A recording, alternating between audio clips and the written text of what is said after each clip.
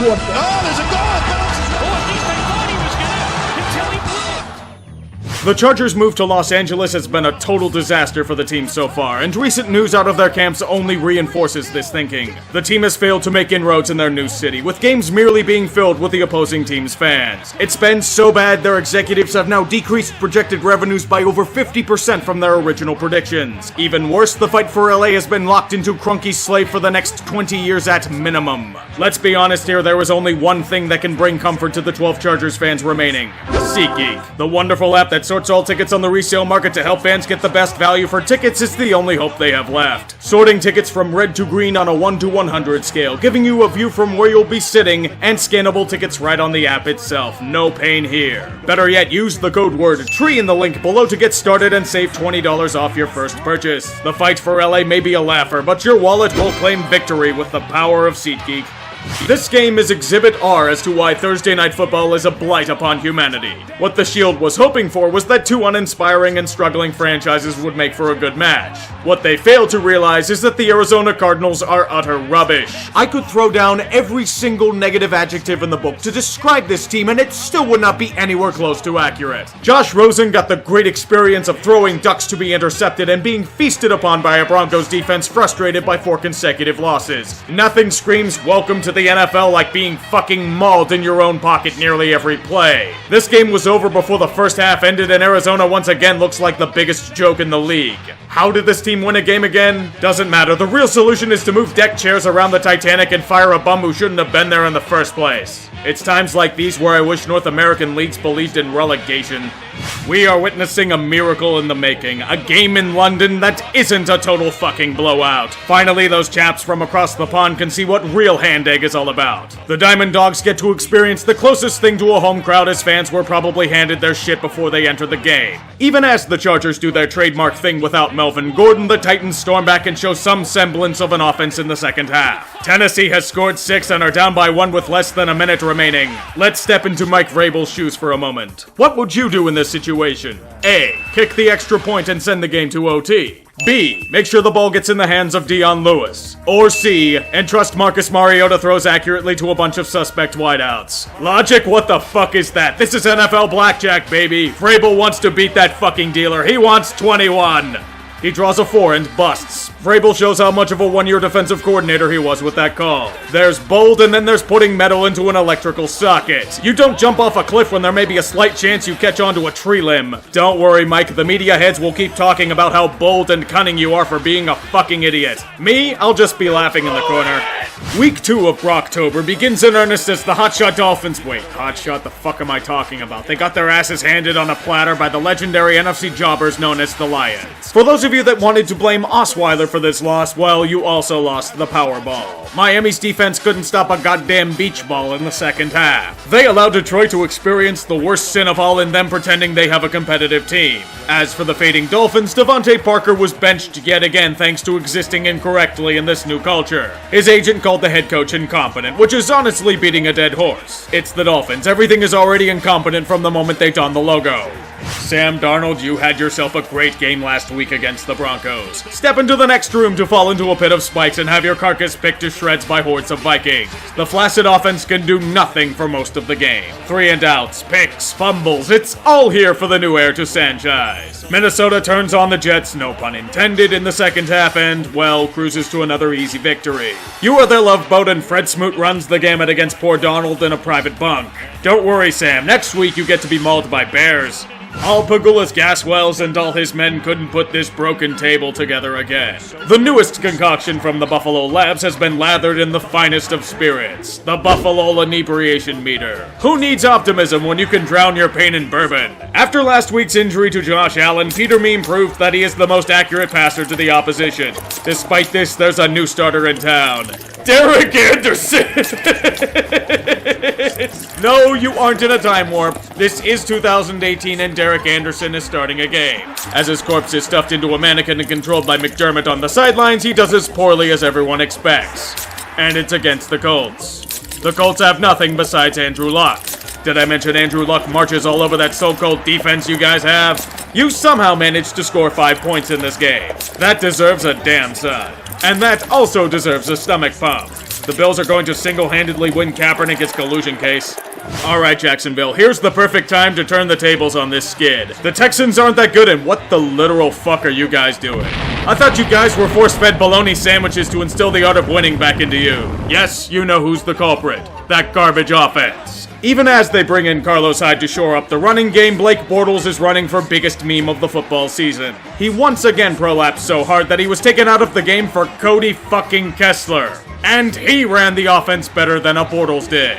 You sure you don't need a new quarterback, Jacksonville? Houston just had to watch and laugh as the Jags returned to lolcout him. Even as Doug Marrone launches into tired cliches, the team's implosion reaches critical mass as the team is openly fighting amongst each other in the locker room. Looks like Days of Our Steelers isn't the only program fighting for a daytime Emmy. What could have been a glorious victory for Chicago was once again undone by the wonderful powers of fucking up and sending their bank information to a Nigerian prince. This prince just happens to be the New England Patriots, who tried their hardest to hand you the game, but the Bears would have none of it. Two main culprits are suspected in this murder of victory: the special teams and Mitch Trubisky. Yes, I know you fuckers are infatuated with not Jay Cutler, but he had himself a subpar game. If you want any chance of winning in the future, you need him to be what you think he can be. Also, that special teams coordinator needs to be shot right into the fucking sun. Just like this last pass. Trubisky uncorks. Deep ball on the way. It is caught! But he couldn't get in! The Bears chose to imitate the Titans. 1 yard short. Ladies and gentlemen, witness one of the best comedies of this young football season. A matchup between two of the biggest gong shows in the National Football League. Be amazed at how the Browns offense proceeds to drive themselves into quicksand time and time again with the rock. Don't you worry, famous Jameis bakes up some of his world-famous turnovers to give to Cleveland, who once again drive into quicksand. A field goal? What the fuck is that? Despite the Browns wondering why the fuck Hugh Jackson is still here, Tampa Bay keeps giving them the goddamn ball. Just like jamming a square peg into a round hole, Cleveland jams it in there and ties this game up. It's a laugher into half as Chandler Catanzaro lines up to end the game and...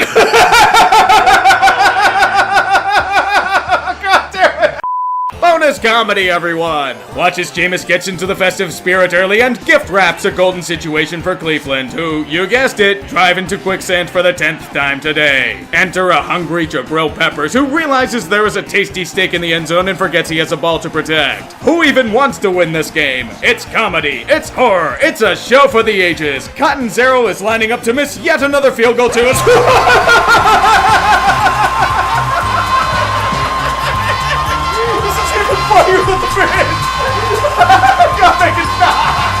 When you think Cleveland can't one-up themselves in misery, by God, they break through the ceiling. Look at them. They broke the optimism. They broke KTO. They even broke Baker. Run while you still can, man. Run before you get Tim Couch to football hell. Eagles, you are a special breed of pathetic, you know that? A team that you dominated for the majority of the game. A team that you had shut out all day long. A team that you had a 17-point lead and a 98% win probability over, and you fuck it all up. I thought EDP was a crazy fuck, but goddamn if he isn't a fucking oracle. This isn't a statement by Carolina. This isn't a choke. This is karma. Karma for the fans rioting after the Super Bowl win. Karma for the team thinking that they're hot shit on a summer's day. Karma for the arrogant fucks on the defense fucking dancing on the field at the start of the fourth quarter. Where the fuck were you when Cam Newton was carving you fuckwits up? Look at all that swag, you guys. Look at how you shit the bed on 3 consecutive fucking drives. Guess what, assholes? You fucking blew it. You blew it so hard I mistake you for Monica in the Oval Office. And I just love Doug Peterson's comments after the game. Well, we have no pressure on us anymore, so everything is gonna be all daisies and sunshine. Bitch, do you realize how humiliating this loss is? This is the kind of loss that makes a team implode. Hey guys, I have a dance move for you. Be like Eric Reed and take a fucking knee. Get fucking humbled. Have the fear of God struck into every one of you underachieving piss ants as you squandered the division. Look at me, this team is turning me into a goddamn Eagles fan. You had it all and you blew it. Hello, 911. I'd like to report a murder taking place. It's happening at Levi Stadium in Santa Clara, California. Yeah, I'm witnessing the Los Angeles Rams bludgeon the San Francisco 49ers. I don't know, might be premeditated, I can't tell. Like, they are literally rounding up the men and cutting out their innards on the turf. It's horrible. There's blood everywhere. All of the women and children are crying hysterically. Please send everyone you can. Aaron Donald is a bad man and he's packing. I don't know how much longer I can talk for. Oh shit, they saw me. Baltimore has a chance to prove how elite they are against a legitimate foe in the New Orleans Saints, as the Ravens have yet to feel the deadly blade of Drew Brees. So far, the Ravens are feasting on the finest that Bourbon Street has to offer. The offense is stuffed and the defense has unbuckled the belt for more dining. Thus is how elite the Ravens D is. The fleur-de-lis flies high as breezes lords over the drunken Raven with 17 unanswered points. This is where the new sexy Baltimore offense comes into play. The cannons ring from Fort McHenry as Joe Flacco guides the team to a touchdown. Now see, John Harbaugh isn't suffering from any sort of dementia. He has chosen to fight another day and kick the extra point. Justin Tucker hasn't missed one in his career. I don't know if the announcers have said it 12 times today or not. I have the same goddamn reaction when my precious narratives die as well. What mindless fact will TV shove down our throats now? Can you smell the unwarranted arrogance coming from both sides? Two bitter rivals that fancy themselves as being far greater than what they are. They see a potential playoff bout. We see mediocrity hoping to have a winning season. Don't worry, Washington, you can still boast that you are leading the NFC East today. That is thanks to the Cowboys being outright inept with concepts such as timely clock management and ball control. Here, have a Fumbarooski in their own end zone, handing the Redskins 6 points. And yes, have more terrible play calling by the Clapmaster himself, only allowing for 2 plays in about 30 seconds. No, this won't end badly at all. Snap infraction. Who do I side with in this situation? One part of my mind says fuck the Cowboys because they're not America's team and everyone enjoys seeing them lose.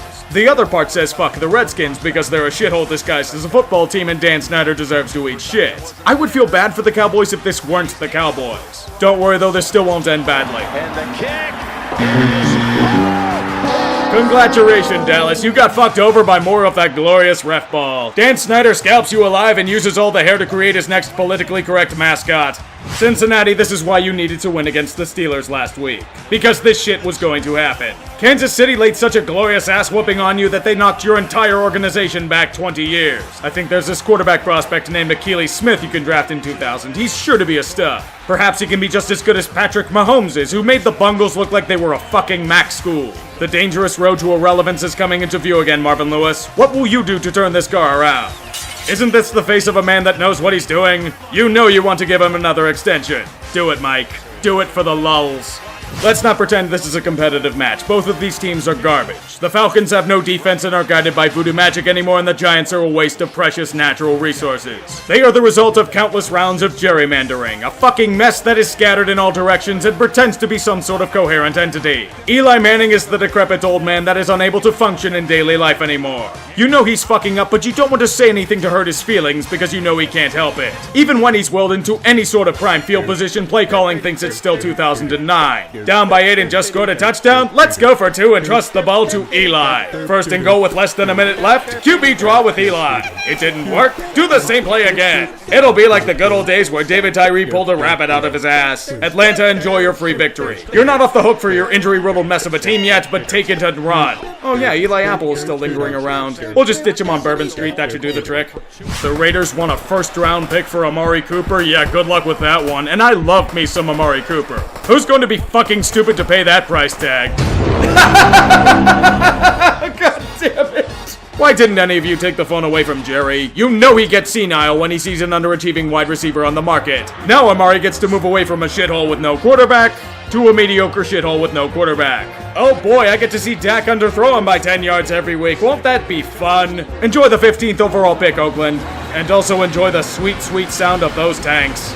Speaking of tanks, let me serenade you with our spectacular lol cow of the week. The sensational Chad Kelly, a fine athletic specimen that Broncos fans are clamoring to start as their quarterback. On a cold Denver night, Kelly partook in the traditional shenanigans of partying at Von Miller's residence. Despite this maxing and relaxing as a cowboy, another guest probably told him that Case Keenum was better and immediately got into a confrontation. He becomes the martyr and further skirmishes with party security as he is thrown out onto the street. As he wanders the suburban desert, Kelly chooses to enter a random residence and sit on their couch right next to a woman and her baby, while mumbling incoherently, probably about Elway. After several minutes of internal what the fucks, Kelly feels the stiff blows of a vacuum tube and is also kicked out of the residence. Cowboy Chad was later arrested for first-degree trespassing and imitating a situation that would fit well in The Hangover. May you enjoy life fighting for the starting spot on the unemployment line, sir. And now, a moment of silence for all those we've lost over the past week.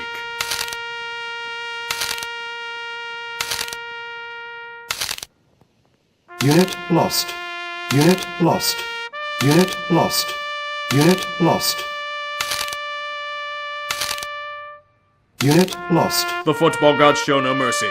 Amen.